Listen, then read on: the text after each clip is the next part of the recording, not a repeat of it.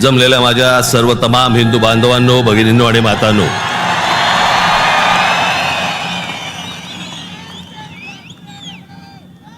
सर्वप्रथम मी आपणाला सर्वांना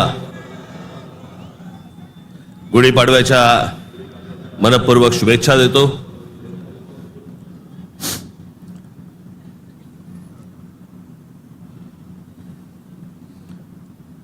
हा म्हणे हरलेला पक्ष.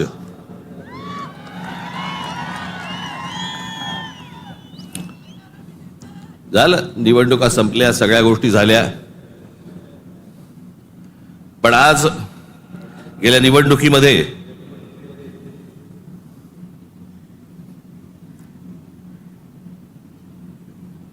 ज्यांनी मतदान करून ज्यांची मतं दिसली त्या सर्व मतदारांचे मी मनपूर्वक आभार मानतो. आणि ज्या मतदारांनी महाराष्ट्र नवनिर्माण सेनेला मतदान करून देखील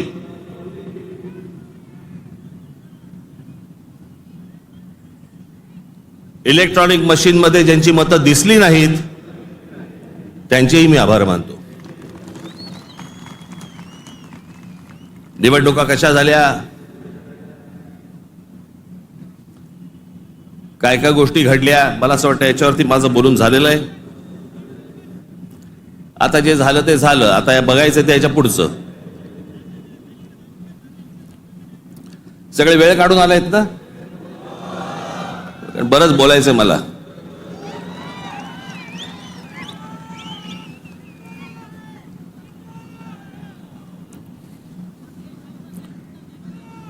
अनेक विषय,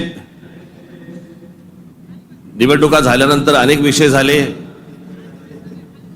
अनेक विषय बोलले गेले.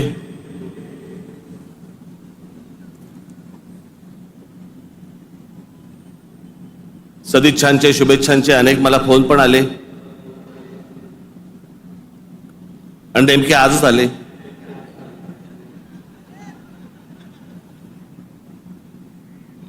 आज का आले याचे अर्थ मला समजतात,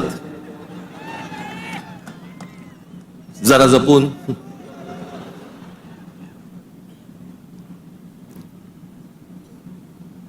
पण गेले काही दिवस ज्या काही घटना घडल्या, मला असं वाटतं काही गोष्टींचं तुम्हाला सांगणं खूप आवश्यक आहे, गरजेचं आहे.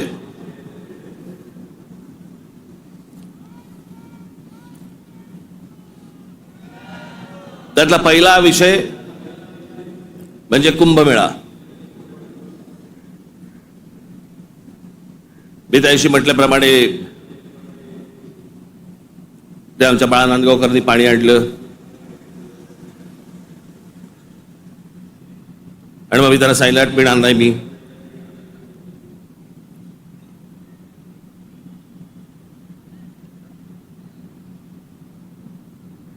मग नव्याने वारं शिरलेल्या काही हिंदुत्ववाद्यांना असं वाटलं अरे मी कुंभमेळाचा अपमान केला. मूर्ख आहात का?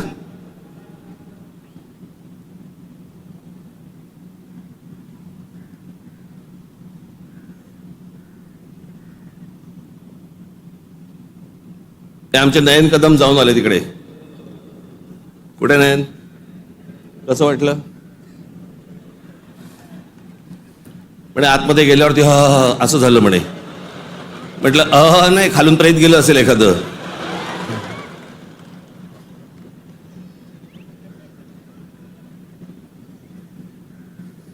आपल्या देशामधल्या नद्यांची जी अत्यंत भीषण अवस्था आहे,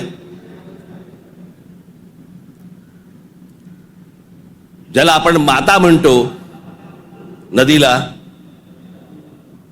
देवी म्हणतो,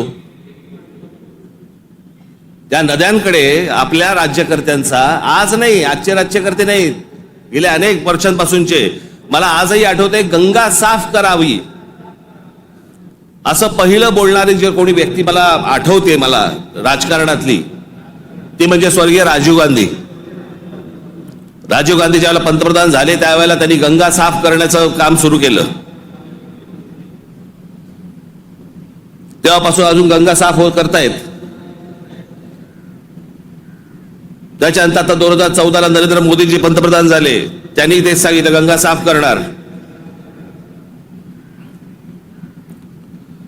आपल्याकडच्या देशांमधल्या नद्यांची अशी अवस्था आहे की त्याच्यामध्ये पाणी पिणं तर लांबची गोष्ट, तुम्ही आंघोळ केली म्हणजे मी माझ्याकडे आत्ता काही उत्तरेतले लोक येऊन गेले मध्ये आणि त्यांनी मला सांगितलं की कित्येक लाखो लोक तिथे आंघोळ केल्यानंतर आजारी पडलेले आहेत, पडणारच आजारी.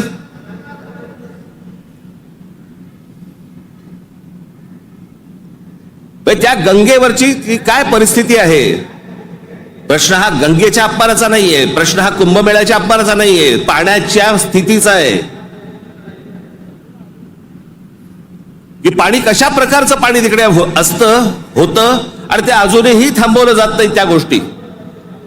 खरं तर वेगळ्या ठिकाणी तुम्ही जागा देऊ शकता. सहज एक मिनिट भरासाठी म्हणून मी तुमच्या समोर गंगेची आत्ताची परिस्थिती काय आहे ती मी तुम्हाला फक्त दाखवतो.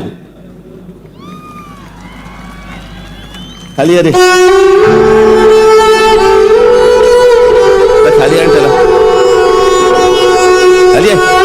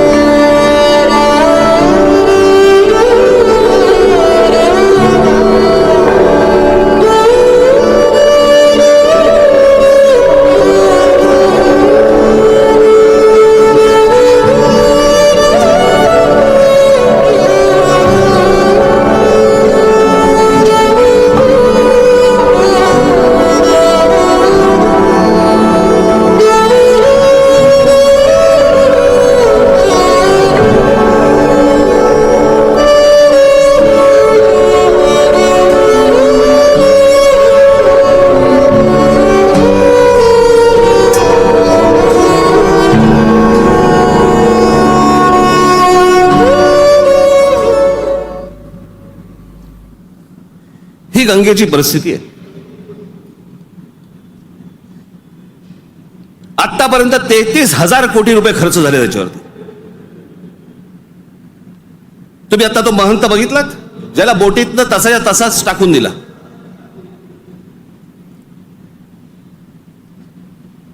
तिकडच्या घाटांवरती तिथे प्रेत जाळली जात आहेत.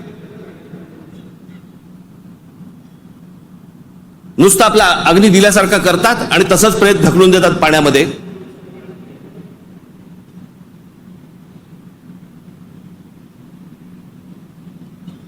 हा कोणता धर्म?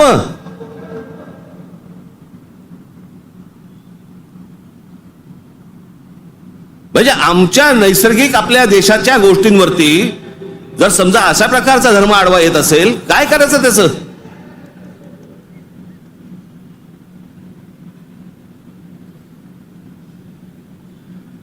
आपल्या गोष्टींमध्ये आपण सुधारणा नको का करायला?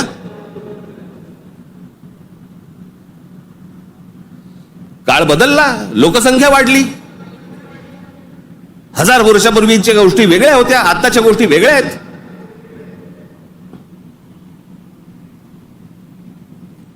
हेच सगळे विधी आटपण्यासाठी म्हणून त्याच इथे वेगळ्या एका घाटावरती एखादी जागा करता येत नाही का? मग काय सांगतात लोक? ऐकत नाहीत. ऐकत कसे नाहीत? दारू पिऊन गाडी चालवल्यावरती पोलीस पकडतात. हे समजल्यावरती लोक टॅक्सीने जायला लागले की ते पिऊन. झाली की नाही सुधारणा?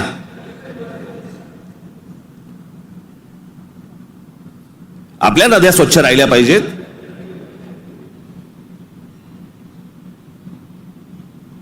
या सगळ्या नद्यांवरचे जे काही मधले मधले भाग आहेत इतके गलिच्छ आहेत, इतके गलिच्छ. आणि या नद्या बर्बाद कोण करतोय? आपणच करतोय. कशाच्या नावाखाली? धर्माच्या नावाखाली.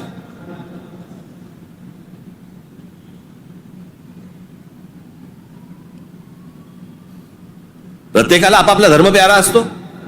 प्रत्येकाने आपापल्या धर्मामध्ये सुधारणा केल्या पाहिजेत. ज्या वेळेला हे गंगेवरचं ज्यावेळेला मी पाहत होतो सगळ्या गोष्टी, मला कळेना हे कसं काय चाललंय.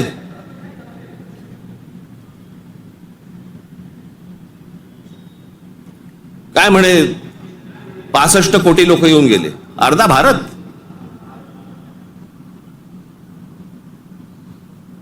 चला त्यातले आपण 5 लाख आपण पकडूया, व्हीव्हीआयपी आणि व्हीव्हीआयपी.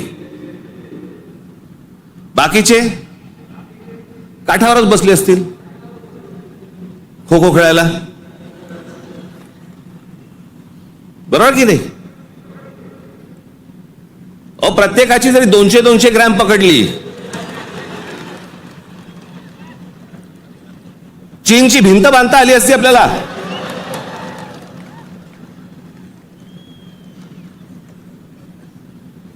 पर तेही कुठे गेलं? म्हणजे आपल्याकडे जे सगळे म्हणतात ना, झालं गेलं गंगेला मिळालं.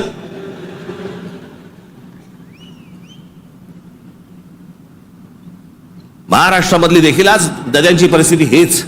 आमच्या कोकणामधली सावित्री नदी घ्या, सगळं केमिकलने भरली आहे.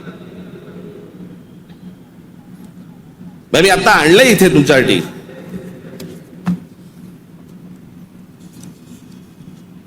देशभरात एकूण 311 नदीपट्टे म्हणजे पॅचेस असे आहेत जे प्रदूषणामुळे धोक्याच्या पातळीवर असून त्यात महाराष्ट्रातील तब्बल 55 नदीपट्टे प्रदूषित आहेत. याच्यामधल्या सर्वात प्रदूषित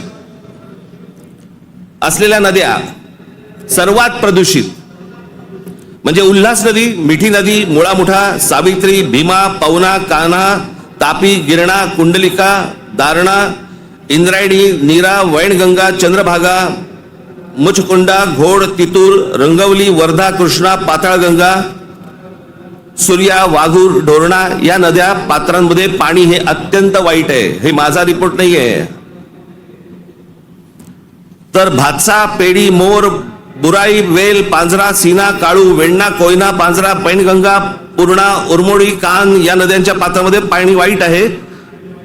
त्या नद्यांच्या तुलनेत मुंबईमध्ये 5 नद्या होत्या, 5 नद्या, कदाचित अनेकांना माहिती पण नसतील.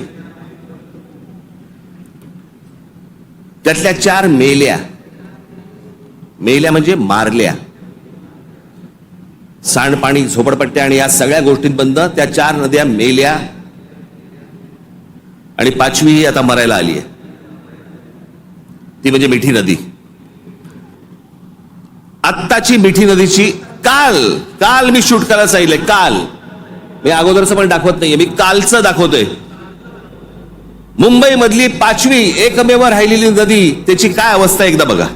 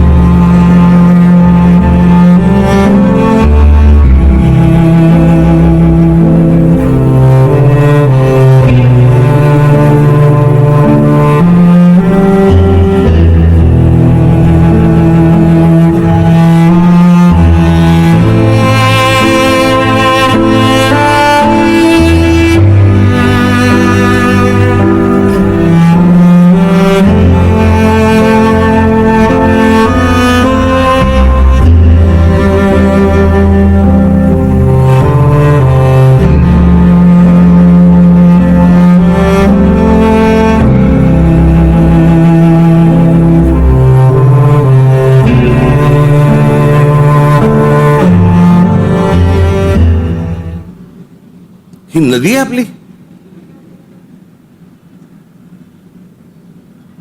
या सगळ्या नद्या मारून टाकल्या आपल्या लोकांनी. दरवर्षी येणार मुंबई महानगरपालिका म्हणणार की आम्ही मिठी नदी साफ केली. ही साफ जोपर्यंत आजूबाजूची वस्ती हटत नाही तोपर्यंत या नद्या कधीही साफ होणार नाहीत. आपल्या सगळ्या नद्यांमध्ये सगळीकडे केमिकल्स भरलेली आहेत. का? आमचं पोल्युशन कंट्रोल बोर्ड काय करतं?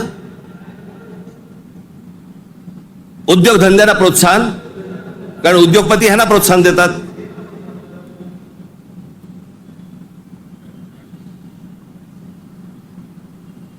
जे जे म्हणून आपल्याकडचे नैसर्गिक स्रोत आहेत आपण ते बंद करायचे आणि त्याच्यानंतर त्याच्यावरती बोलल्यानंतर तुमचा धर्म आडवा येणार.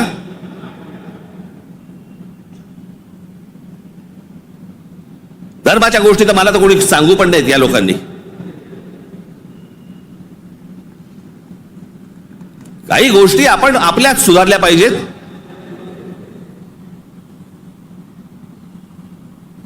मी मागे हा एकदा विषय बोललो होतो. तो विषय बोलल्यानंतर मी एकदा नांदेडला होतो. नांदेडच्या गुरुद्वारामधले जे तिकडचे जे काय म्हणतात त्यांना, आता मला त्यांना काय म्हणतात मला माहिती नाही. आपल्या भाषेत सांगायचं म्हणजे काय, तिकडचे गुरुजी असतील. आणि त्यांनी मला सांगितलं की आपने जो कहा वो बहुत ठीक कहा. काय म्हणालो तुम्ही?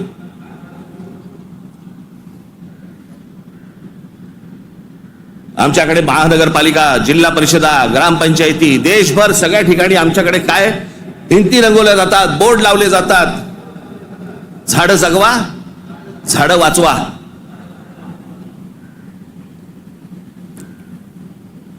आणि आमच्याकडे देशामध्ये आपल्या हिंदूंचे अंतिम संस्कार, अंत्यविधी हे लाकडावरती होतात.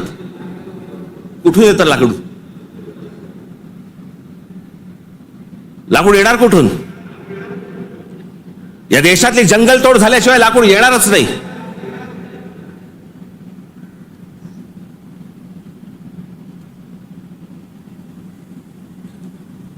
आणि ह्याला पर्याय म्हणून काय त्या इलेक्ट्रिक विद्युत दाहिनी आल्यात ना.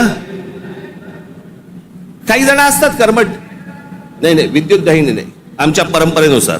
का विद्युत दाहिनी केल्यावरती काय कल्याणला उतरवतात?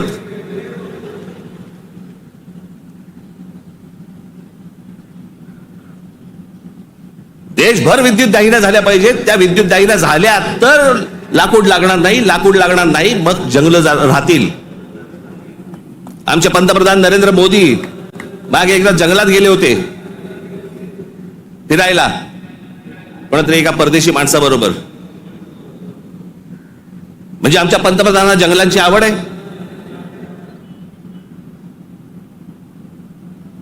मग ते त्या अंबानीच्या कुठेतरी त्या जामनगरला गेले, वनतारा का तंतारा काहीतरी. म्हणजे त्याला प्राण्यांची आवड आहे. मग प्राण्यांची आवड असेल तर जंगल जगवली पाहिजे. जंगल हे आपलं मुंबईचं नॅशनल पार्क आहे ना, हे नॅशनल पार्क संजय गांधी राष्ट्रीय उद्यान पवईपासून सुरू होतं, घोडबंदर पर्यंत तिकडे थांबतं. एवढं मोठं राष्ट्रीय एक काय नॅशनल पार्क एखाद्या शहराच्या मध्यात जगाच्या पाठीवर कुठेही नाही.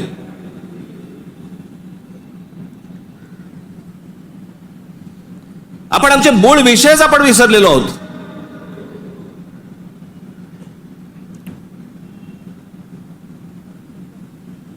आमच्याकडे फक्त जंगलतोड सुरू आहे. म्हणजे आता मी तुम्हाला फक्त भारताचा जन्म मृत्यूचा आकडा फक्त सांगतो. जन्म मृत्यूचा आकडा म्हणजे लाकडं किती लागत असतील विचार करा, म्हणजे जंगलं किती तोडली जात असतील याचा विचार करा. भारताचा मध्ये जन्म आणि मृत्यूचा दर दररोज 81,746 मुलं जन्म घेतात आणि दररोज 29,679 मृत्यू होतात. रोज दररोज साधारणपणे 50,000 लोकसंख्या वाढत आहे.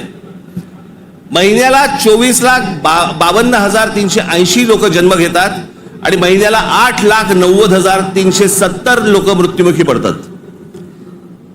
वर्षाला 2,94,28,560 जण जन्म घेतात आणि वर्षाला 1,06,84,440 जण मृत्युमुखी पडतात.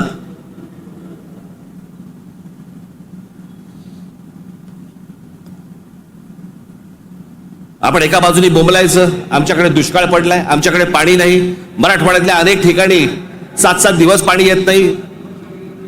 भारतामधल्या अनेक जिल्ह्यांमध्ये तिथे पाणी येत नाही. आम्ही पाणी येत नाही, सगळ्या गोष्टी होत नाही म्हणून बोंबलत बसायचं आणि आपणच ऱ्हास करायचा या गोष्टींचा.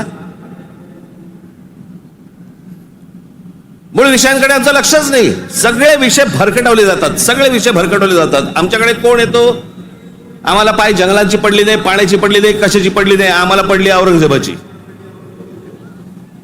तो बसला एकटा द्राक्ष खात. आणि आम्ही भांडतोय.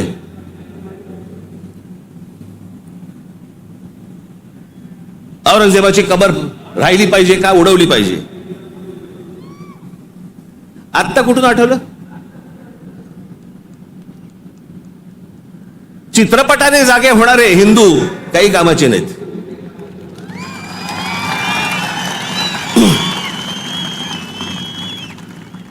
काही कामाचे नाहीत ते. चित्रपट थिएटरमधनं उतरला की हे उतरले.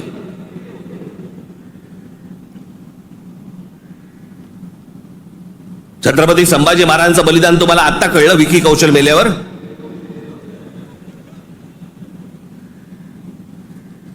अक्षय खन्ना औरंगजेब बनून आल्यावर तुम्हाला औरंगजेब कळायला लागला?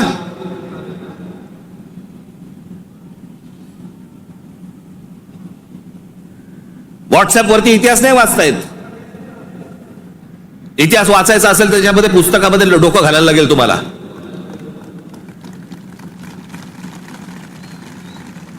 कोणीही बडबडायला लागले हल्ली इतिहासावरती. विधानसभेत पण बोलतात.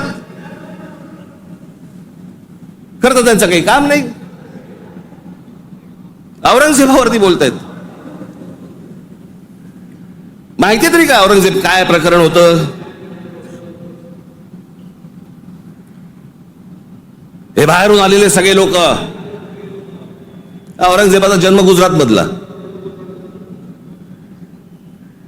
दाहोद नावाच्या गावामधला औरंगजेबाचा जन्म. आणि मग काय सोपं आहे इतिहासामधनं तुम्हाला जातीपातीमध्ये भिडवून द्यायला. यांना ब्राह्मणांनी साथ दिली, यांना मराठ्यांनी साथ दिली, मग तिकडे मराठी नव्हतेच, मग हे सगळं चोरून ब्राह्मणांनी केलं. हे सगळं बोलणाऱ्यांचा इतिहासाशी काही संबंध नाहीये. त्यांना फक्त राजकीय त्यांचं जे काही पोळी भाजून घ्यायची आहे तेवढंच फक्त काम आहे त्यांचं. त्यांना ना संभाजी महाराजांशी काही कर्तव्य आहे, ना औरंगजेबाशी काही कर्तव्य, ना कोणाशी काही कर्तव्य आहे. तुमची माथी फक्त भडकवायची.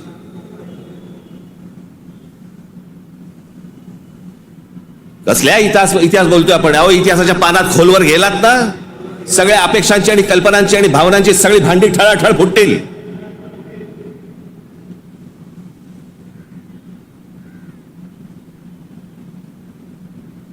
या हिंद प्रांतामध्ये एक अत्यंत कडवट, एक प्रभावी असं एक स्वप्न ज्या व्यक्तीला पडलं त्या आमच्या जिजाऊ साहेब.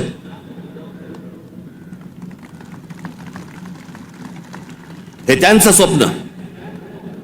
त्यांचे वडील असल्यापासून त्या बघत होत्या. त्यांना समजत नव्हतं हे काय चाललंय. आमचीच लोक ह्या लोकांकडेच का चाकरी करतायत?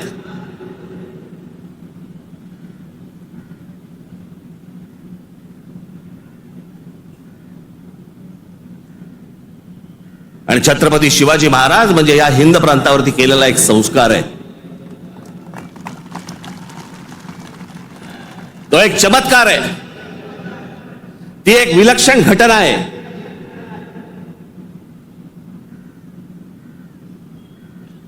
छत्रपती शिवाजी महाराज हा एक विचार आहे.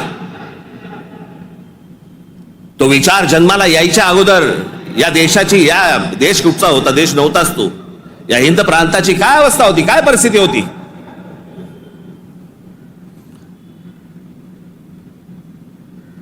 सर्व जातीचे लोक कोणाला कोणाच्याकडे होतेच ना कामाला. दूर कशाला जा. छत्रपती शिवाजी महाराजांचे वडील हे आदिलशाहीतच होते ना.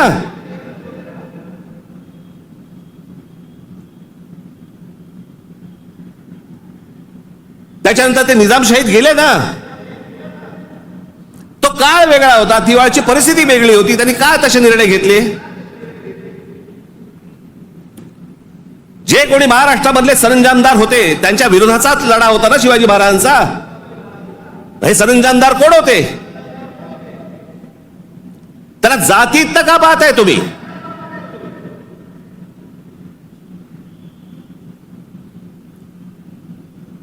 अफजल खानाचा वकील हा कोणी कुलकर्णी नावाचा होता, ब्राह्मण होता. अफजल खानाची बोलणी करायला गेलेला छत्रपती शिवाजी महाराजांचा वकील देखील ब्राह्मणच होता.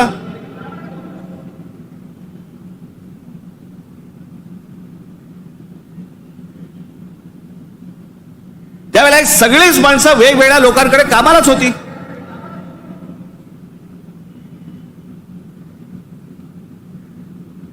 इतिहासातली प्रत्येक गोष्ट काही कागदावरती लिहिलेली नाहीये. त्या वेळेला त्या परिस्थितीत काय निर्णय घेतले असतील आपल्याला काय माहिती. 300-400 वर्षापूर्वीचा इतिहास, त्याच्यावरती आम्ही आज भांडतोय जातीत.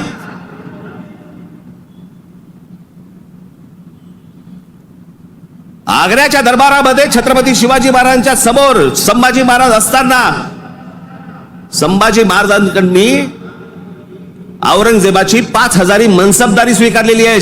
छत्रपती शिवाजी महाराजांच्या समोर महाराजांची होकार असल्याशिवाय होईल.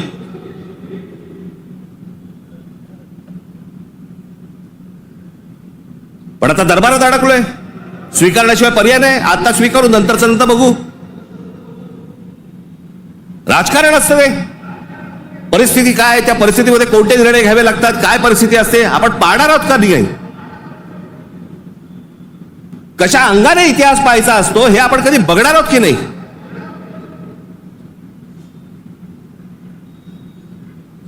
काही कशाचा कशाला माहिती नाही. छत्रपती शिवाजी महाराजांसाठी औरंगजेबाचा जो माणूस आला होता, मिर्झा राजे जयसिंग राजपूत, हिंदू होता ना.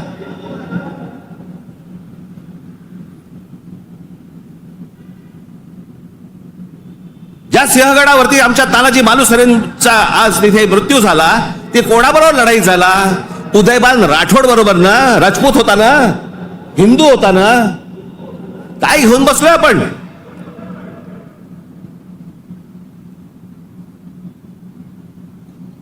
कोणत्या काळात जगतो आहोत आपण.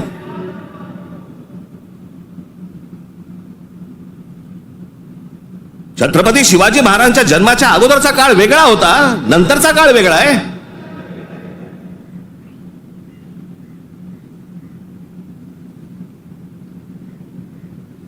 मी अनेकदा माझ्या भाषणांमध्ये मी सांगितलेलं आहे, परत एकदा सांगतो, औरंगजेब विषय निघालाय म्हणून.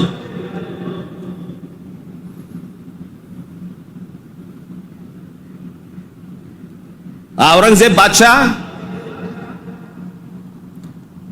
त्याचं राज्य कुठपासून कुठपर्यंत होतं? अफगाणिस्तान पासून दक्षिणेपर्यंत आणि इथे बंगालपर्यंत.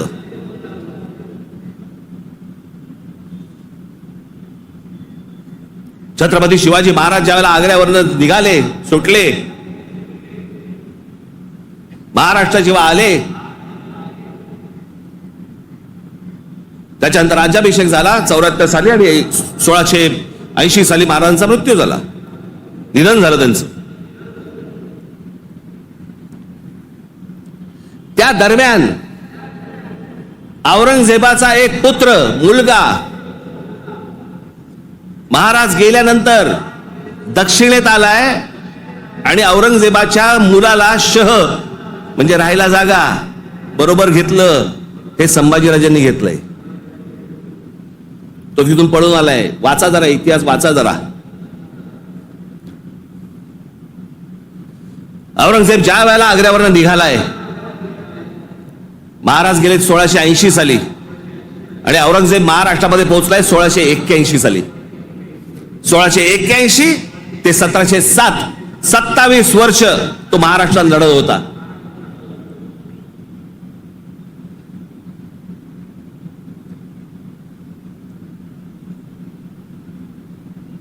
आमच्या संभाजी राजांबरोबर लढला.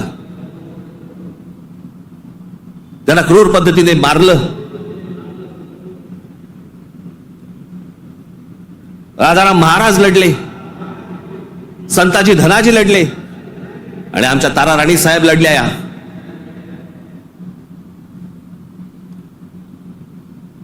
एक महाराष्ट्राचे खूप मोठे लेखक होऊन गेले, नरहर कुरुंदकर. त्या कुरुंदकरांच्या एका पुस्तकामध्ये फार अप्रतिम वाक्य आहे की मराठे सर्व लढाया हरत होते, पण औरंगजेब एकही लढाई जिंकू शकत नव्हता.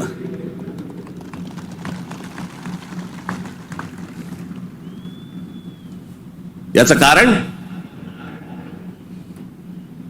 छत्रपती शिवाजी महाराजांचं निधन झाल्यावरती खरं तर औरंगजेबाने परत जायला पाहिजे होता आग्र्याला. नाही, तो इथे का थांबला? एवढा मोठ्या बलाढ्य प्रदेशाचा राजा, शहनशाह, एका 2.5, 3, 3.5, 4 जिल्ह्याच्या एका राजासाठी इथे ठाण मांडून का बसला?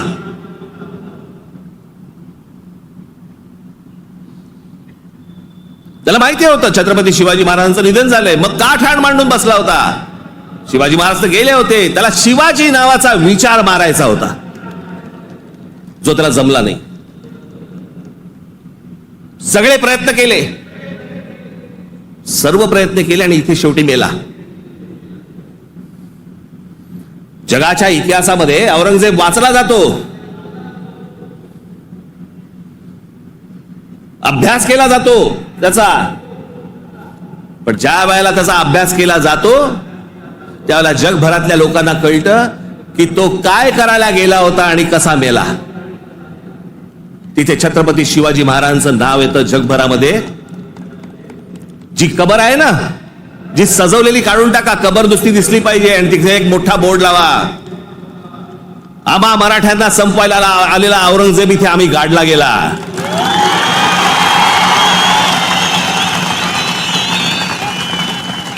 हा आमचा इतिहास.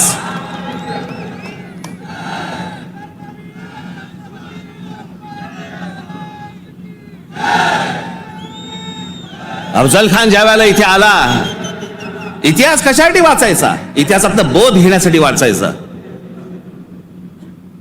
अफजल खान जेव्हा इथे आला त्यावेळेला प्रतापगडावरती मारला गेला खाली, तिथेच त्याची खाली कबर खोदली गेली, तिथेच त्याला पुरला. मराठीत एक फार अप्रतिम जो शब्द आहे ना, पुरून उरीन, तो आहे, तुला पुरीन आणि उरीन.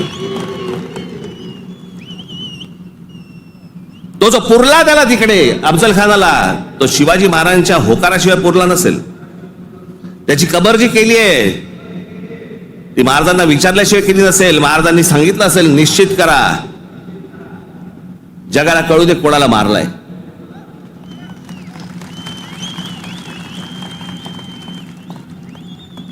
आपण ज्या मराठ्यांनी महाराष्ट्राने ज्यांना ज्यांना गाडले त्यांची प्रतीकं नेस्तनाबूत करून चालणार नाही, ती जगाला दाखवली पाहिजेत आम्ही यांना गाडलंय.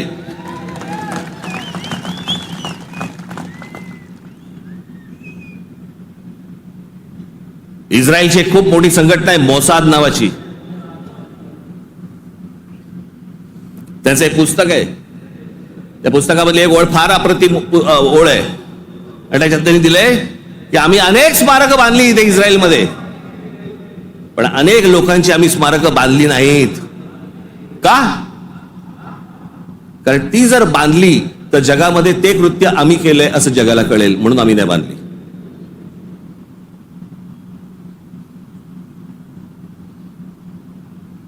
असा विचार ते करतात आणि आम्ही कोणाला गाडले हे आम्ही जगाला दाखवायचं नाही. खरं तर शाळेतल्या लहान लहान मुलांच्या तिकडे ट्रिप घेऊन गेल्या पाहिजेत, बसेस भरून घेऊन गेल्या पाहिजेत आणि लहान मुलांना सांगितलं पाहिजे, बाळांनो महाराजांनी याला गाडला, हा आपल्यावर आला होता, हा आपल्या धर्मावर उलटला होता, हा आमची मंदिरं पाडत होता, हा आमच्या बहिणींची आबरू लुटत होता, याला आम्ही गाडला. नाही तर पुढच्या पिढ्यांना आम्ही काय इतिहास सांगणार आहोत?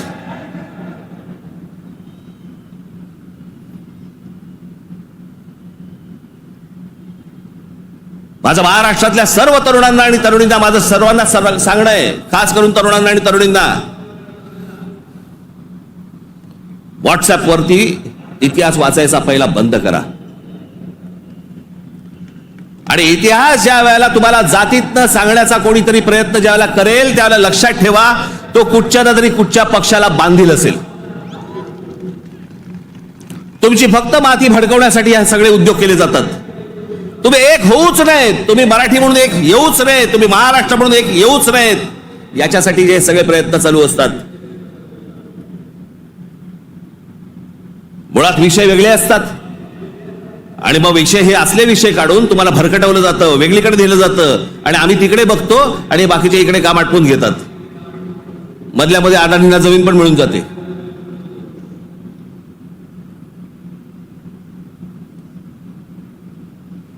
मुंबईचा विमानतळ दिला अदानीनं, मग अजून कुठचा नवी मुंबईचा दिला अदानीला, मग आता पालघरचा दिला अदानीला, मग तिकडचं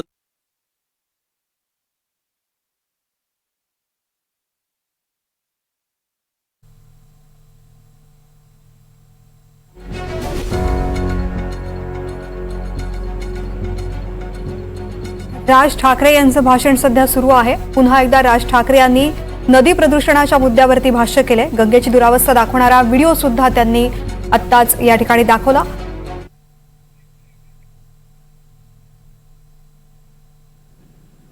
काही नाही,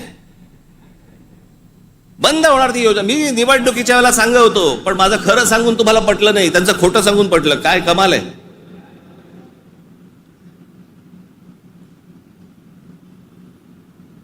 ज्या महत्वाचे जे विषय आहेत, या सगळ्या महत्वाच्या विषयांकडे आपण दुर्लक्ष करायचं आणि दुर्लक्ष करून आम्ही कुठे भरकटायचं, कुठे चालले. आमचा विधानसभेमध्ये चर्चा कशावरती? औरंगजेबावर.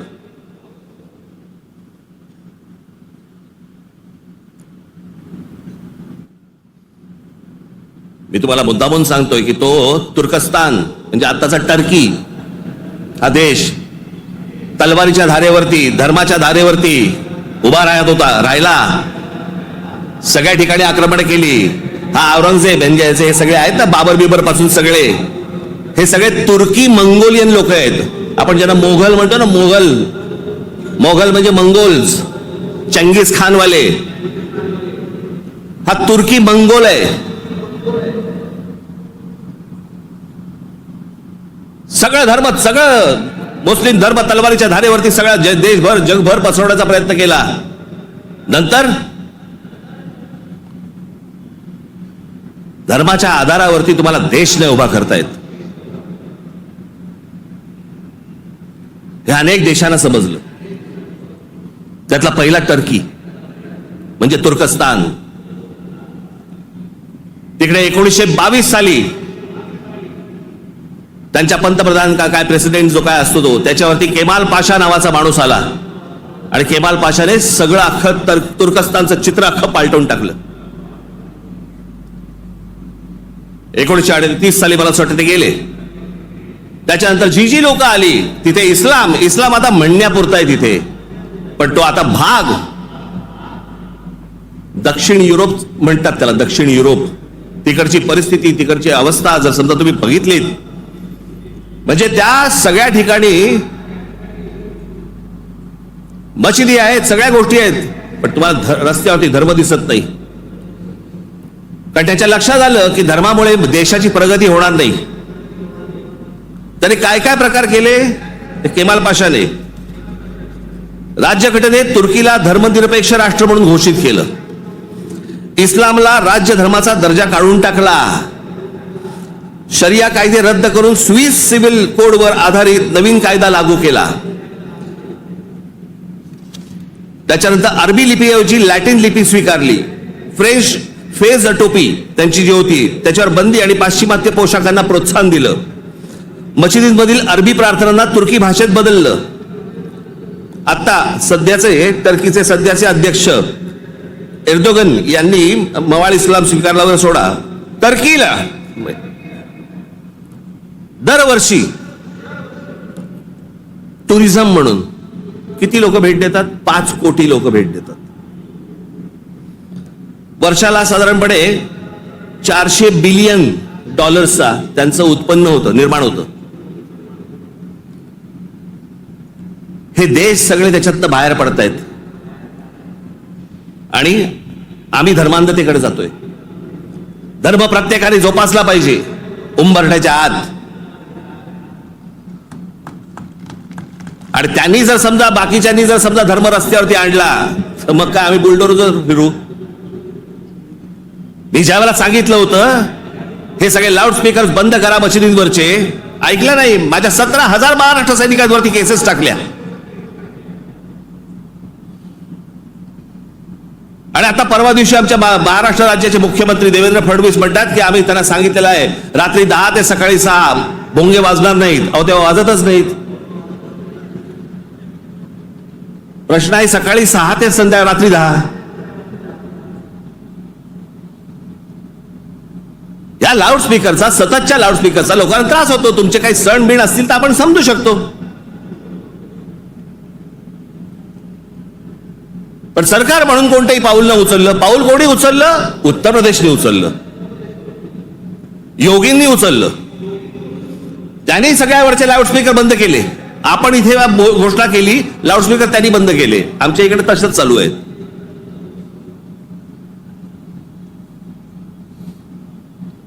इकडे माहीमला इथे समुद्रावरती जी काय काय त्यांनी काय काय करतात ते मजार बोलल्यावरती रात्रीच्या रात्री काढून टाकली गेली. आतमध्ये काय, आतमध्ये पोकळ काहीच नव्हतं. ही सगळे अनधिकृत बांधकामं, या अनधिकृत वस्त्या ज्या काय आता झालेल्या आहेत आपल्याकडे, हे सगळे इथे कॉम्बिंग ऑपरेशन्स केली पाहिजेत. अहो आपण मूळ विषय सगळे जे आहेत ना, जे रोजगाराचे आहेत, जे शेतीचे आहेत, जे कामगारांचे आहेत, जे विद्यार्थ्यांचे आहेत, जे शिक्षणाचे आहेत, सगळे बाजूला काढतोय आपण आणि भलत्या गोष्टींमध्ये आपण रमतोय, भलत्याच गोष्टींमध्ये.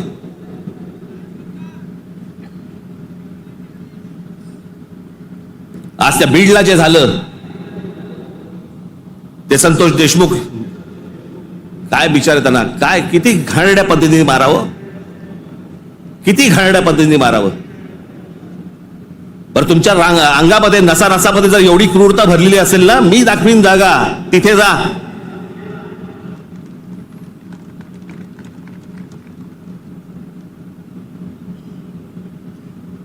पण हे सगळं झालं कशातनं? त्या विंडमिल, तिकडची ऍश, तो तिकडचा जो काय प्रकल्प, त्याच्यातनं निर्माण होणारी जी काही ती राख आहे.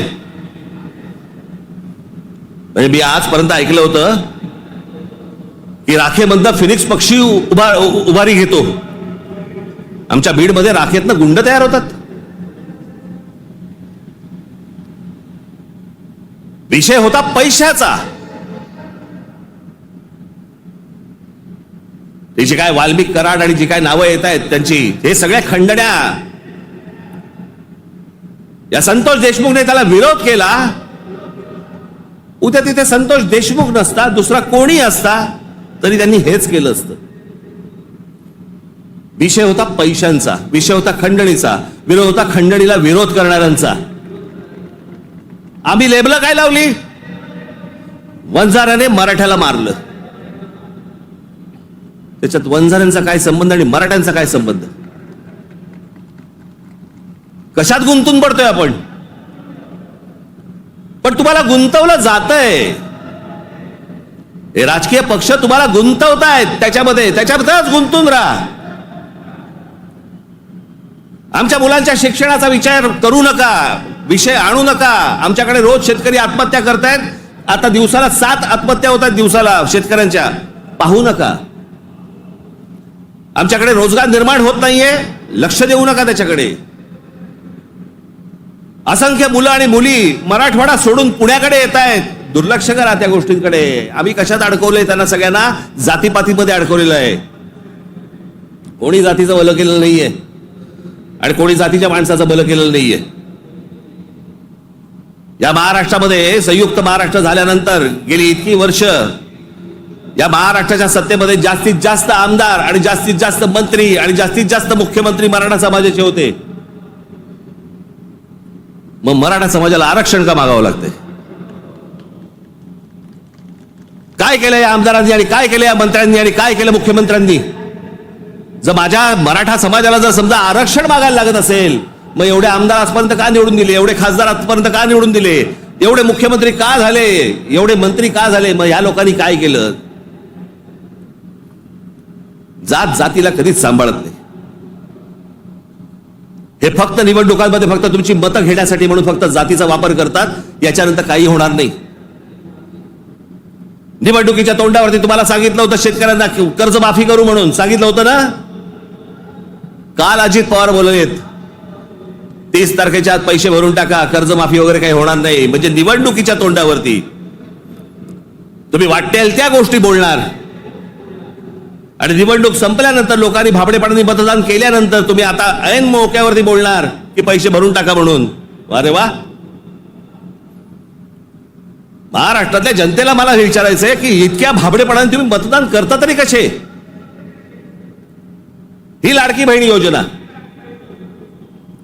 या लाडक्या बहीण योजनेची आता काहीतरी 2100 कोटी काहीतरी करणार म्हणे. 2100 कोटी केलं तर साधारणपणे वर्षाला महाराष्ट्र सरकारवरती 63,000 कोटीचं कर्ज होईल.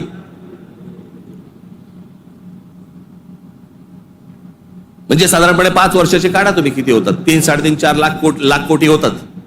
हे फक्त वाटण्यात. ते वाटू शकत नाहीत, सरकारकडे पैसे नाहीत. ही योजना बंद होणार. अहो, कर्ज काढून दिवाळी साजरी करायला सांगितले कोणी?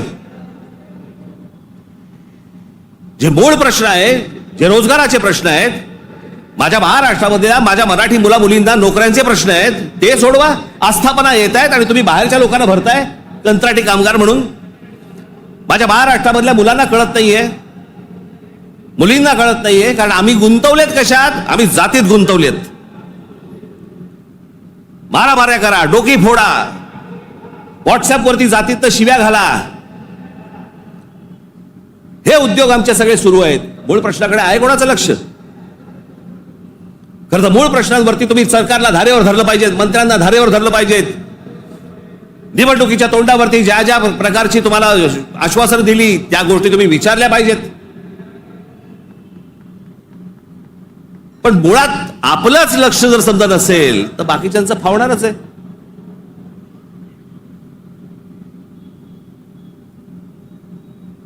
तुम्ही सगळे या जातीपातीचे सगळे भेद गाडून तुम्ही एक मराठी म्हणून उभे राहायला पाहिजेत. बाकीच्या राज्यांमध्ये बघा, तामिळनाडू बघा, तामिळनाडूमध्ये हिंदी आणतायत, नाही म्हणून त्यांनी सांगितलं येऊ देणार नाही. केरळामध्ये येऊ देणार नाही. आम्हीच लोटांगण घालतोय. आम्हालाच समजत नाही आम्ही काय करायचंय. मी इतका भांबावलेला मराठी माणूस आजपर्यंत कधी बघितलं नाहीये. मी इतका राजकारणाचा झालेला चिखल देखील मी आजपर्यंत पाहिलेलं नाहीये. कोणत्याच गोष्टींचं आम्हाला गांभीर्य उरलेलं नाहीये. सगळे जण त्या इंस्टाग्रामवरती चालू आहेत, कारण डान्स बार बंद झाले. तिकडे जे हे चालायचं ते सगळं मोबाईलवरती आलं. कशात गुंतून पडलेला आहात एकदा जर विचार करा. हे ज्या गोष्टी बोलतात, ज्या गोष्टी सांगतात, खरं तर माझं मत आहे, मी आता झाला, निवडणुका संपल्या, शिमगा झालेला आहे, होळी संपलेली आहे. तुमच्या साक्षीने सांगतो, माझं खरं तर देवेंद्र फडणवीस तुमच्या हातामध्ये एक चांगलं राज्य, सुसंस्कृत राज्य हातामध्ये आलेलं आहे. याच्याकडे नीट बघा. चांगल्या पद्धतीने मराठी माणसाकडे पाहणार असाल तर आमचा तुम्हाला पाठिंबा निश्चित राहील. प्रत्येक गोष्ट आमची ऐकून करा.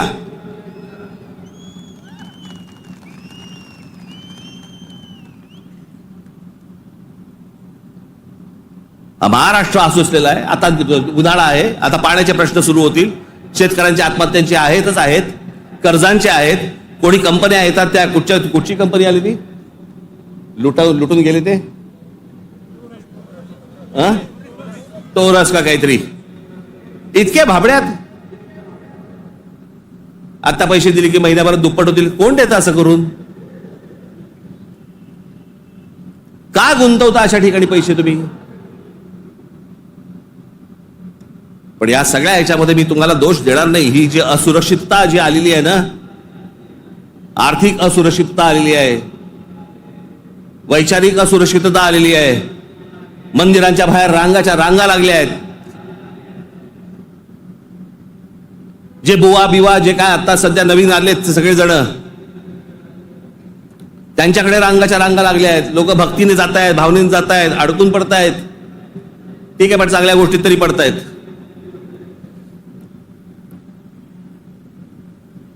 आज चहूबाजूनी महाराष्ट्राला सर्व बाजूनी विळखा पडतोय. मराठी माणसाला विळखा पडतोय. हा विळखा तुम्ही ओळखला पाहिजेत. मराठी भाषेला विळखा पडतोय. आमच्या महाराष्ट्रामध्ये, मुंबईमध्ये आम्हाला सांगता, इकडच्या आस्थापनांमध्ये आम्ही मराठी बोलना नाही आता तो क्या हुआ. कानफट इथंच बसणार.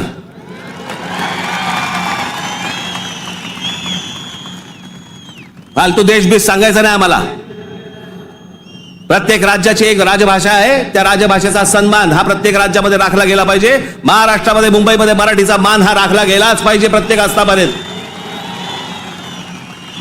या महाराष्ट्रामधल्या उद्यापासून तयारीला लागा. महाराष्ट्रातल्या प्रत्येक बँकेत मराठी वापरली जाते की नाही पहिले चेक करा. प्रत्येक बँकेत, प्रत्येक आस्थापनेत तुम्ही मराठी म्हणून सगळेजण कडवटपणे उभे राहायला पाहिजेत. या देशामधला हिंदू हा हिंदू तेव्हाच होतो जेव्हा मुसलमान रस्त्यावरती येतात. एरवी फक्त भक्तिभावाने असतात, पण हिंदूंमधला हिंदू जेव्हा जागरूक होतो तो फक्त दंगलीमध्ये हिंदू असतो. दंगल संपली की तो मराठी, पंजाबी, गुजराती, बंगाली सगळा होतो.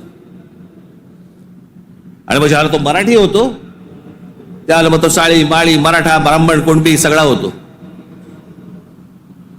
आपापल्या जातीबद्दल प्रेम असणं हे स्वाभाविक आहे, पण दुसऱ्याच्या जातीबद्दल विद्वेष असणं, तिरस्कार असणं ही विकृती आहे.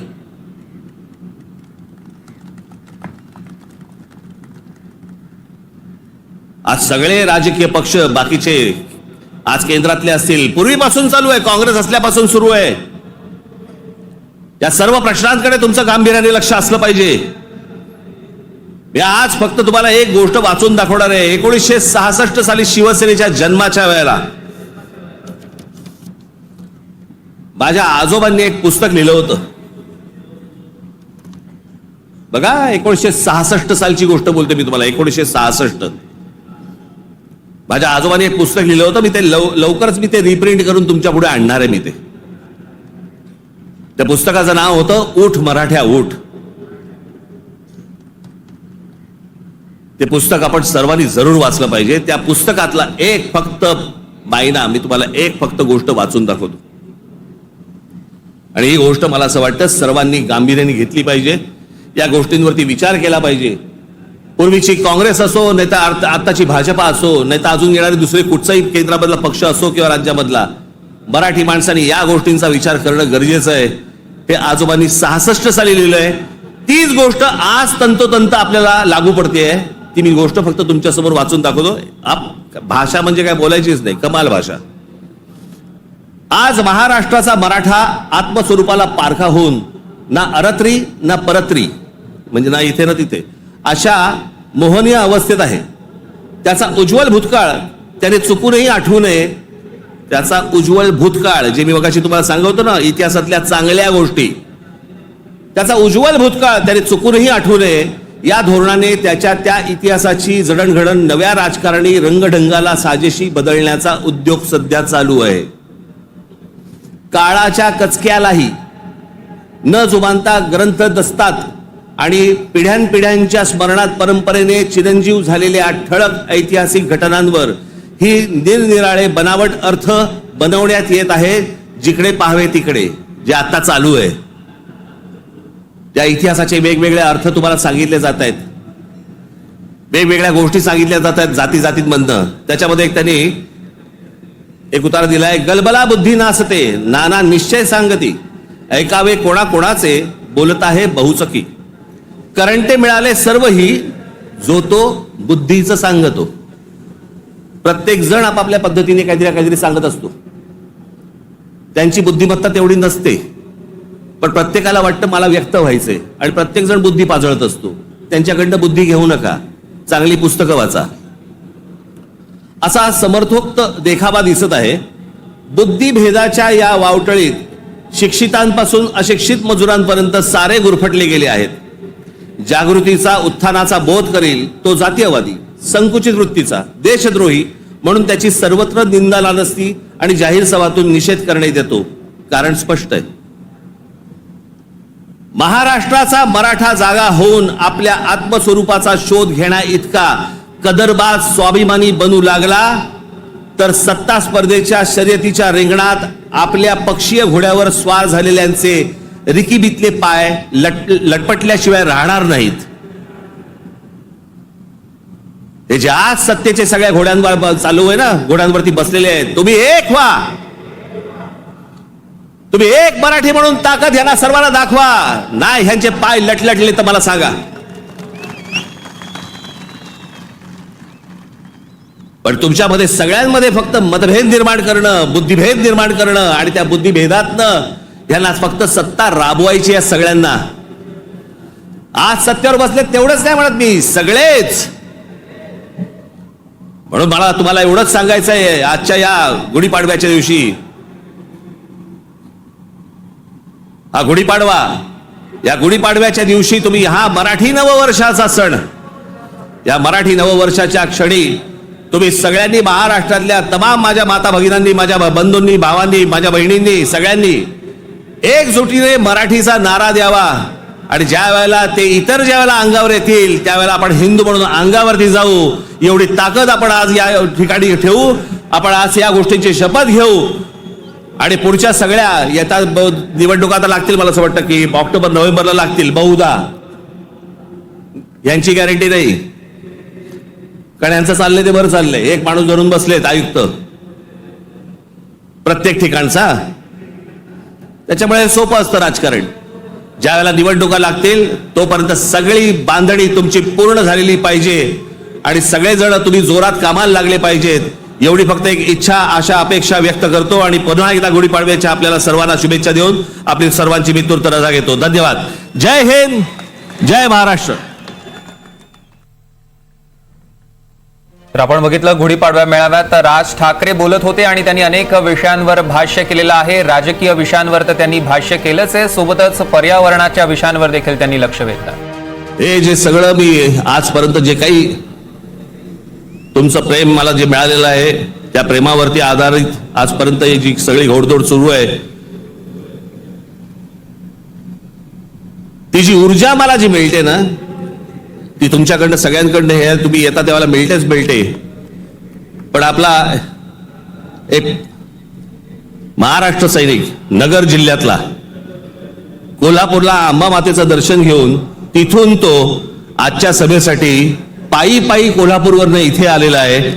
मी ते प्रमोद आरणे, कुठे गेला ते, इकडे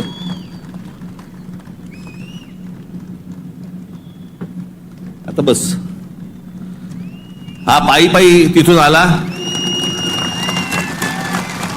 तुमच्या सर्वांसाठी तो महालक्ष्मीचं दर्शन घेऊन आलेला आहे आणि मला असं वाटतं की हीच माझी ऊर्जा आहे. धन्यवाद.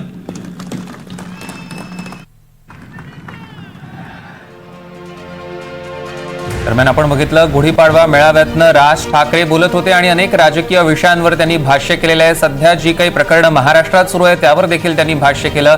चांगलं काम केलं तर फडणवीसांना आमचा पाठिंबा राहील असं देखील त्यांनी पुन्हा एकदा स्पष्ट केलेलं आहे. त्यामुळे भाजपला पाठिंबा असल्याचं स्पष्ट केलंच आहे.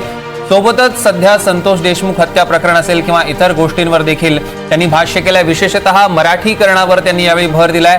तुम्ही सगळे एक आहात, मराठीचा मान राखलाच गेला पाहिजे असं राज ठाकरे म्हणालेले आहेत. आणि सगळ्या मनसैनिकांना त्यांनी आवाहन केलंय, उद्यापासून प्रत्येक बँकेमध्ये जाऊन, प्रत्येक आस्थापनांमध्ये जाऊन तिथे मराठी वापरली जाते की नाही याची चाचपणी करण्याचं आवाहन राज ठाकरे यांनी मनसैनिकांना केलेलं आहे. पुन्हा सगळ्यांना हिंदू फक्त दंगलीत हिंदू असतो असं त्यांनी म्हटलं. मराठी माणसाला एक होण्याचं त्यांनी आवाहन केलेलं आहे. दुसऱ्याच्या जातीबद्दलचा तिरस्कार ही विकृती असल्याचं त्यांनी स्पष्ट केलं.